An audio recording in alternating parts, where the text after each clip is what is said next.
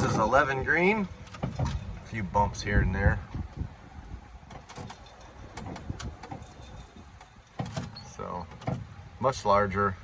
It's got a nice false front face to it here. Bunker's still back over there to the left.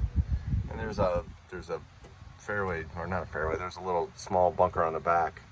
And remember, the cart path goes around the back side of this green, and then we'll come out over here and tie back in.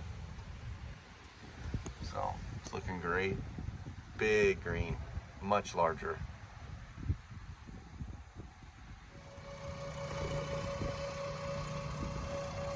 Jody's getting ready to start really cutting in 12, but you can see how much extra dirt that we've had to bring in. This green is going to sit perched way up there.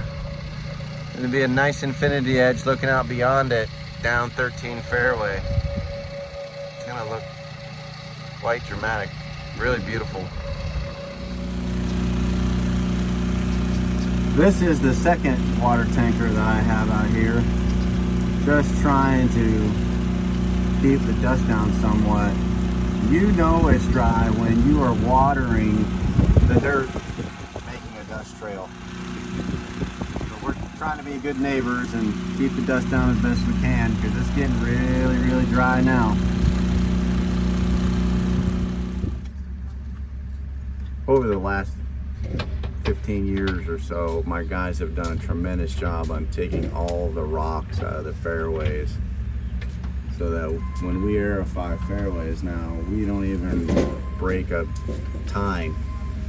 So we are going to put the effort in now in these berry pit areas to go through and do a great job of taking out all these big rocks and everything that we're going to face, so that we don't have to come back and do it after we have grass. It's going to be no fun, but it'll pay huge dividends down the road when we don't have to deal with hitting those big boulders, all that stuff, breaking things, and then having to rip grass out of the ground and dig holes. Let's get it done now. This is a pond behind 10 green. That's 13 tees over there. There's 10 green. And when I talk about all the rocks that we pulled out of the fairways over the years, these are where we put them. So my little rock garden here around this lake, not all the way around over there, but to about that clump of palm trees right there in the middle, all of these rocks are all the little gems that we've pulled out of the fairways, so that it's nothing but nice sandy soil. And now that we're doing more digging back here, we're pulling a lot of these out of the deep subsoil, and some of them are running up on top. So I want to make sure we're spending the time to go through all these berry pit locations and get all this stuff out, so we don't have problems down the road when we aerify. Really, I am standing out on the short game area. You can see it there behind me. Right next to the short game area that's our reuse water control connection now. That's its new home. And then right here is, right next to it, is going to be the backup well pump. So our primary water source is that stuff, the reuse water. But when that starts running low in the springtime, and we don't have quite as much water as we need, we can fire up our backup well pumps. But we had to move the backup well pumps because it used to be over there by where number 6 green is. That old maintenance building area, storage area, is also the site of where the old well pump connection used to be. And the lake expansion is going to consume the area where the well pump was going to be. So we had the well abandoned, which basically means we filled it up full of concrete and grout and the special mixture of stuff that seals it, so that it is no longer an open direct source right down to the water table, and then we can excavate over top of it and do whatever we want. But we had to drill a new well, and its location is going to be right here. The well pump will be installed Wednesday of next week, so I'm still waiting on FP&L to get here and mobilize and do their thing. So I have a generator rented coming to run the well pump and also be able to run power over to that thing, which is controlled by the city of Naples. So a lot going on here. That is the main line that connects the well pump and the reuse deal, and we were waiting for, I'm spinning around a lot here, I'm not doing pirouettes, I promise you. We were waiting for, how do I do it?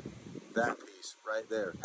That is a special T. It's a 12-inch by 6-inch T so that we could tie in the well pump. The well pump's gonna come out and go directly down into the ground into that 12-inch main line that feeds water to the front.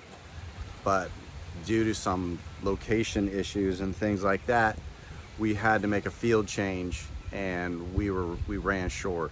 So we had to make a few phone calls, get some parts ordered. But tomorrow we should have everything taken care of and all tied in. Cross our fingers, we're gonna be able to pressurize the reuse line. Maybe tomorrow, maybe the next day, but hopefully by the end of the week, we should have a pressurized main line on holes 7, 8, and 9.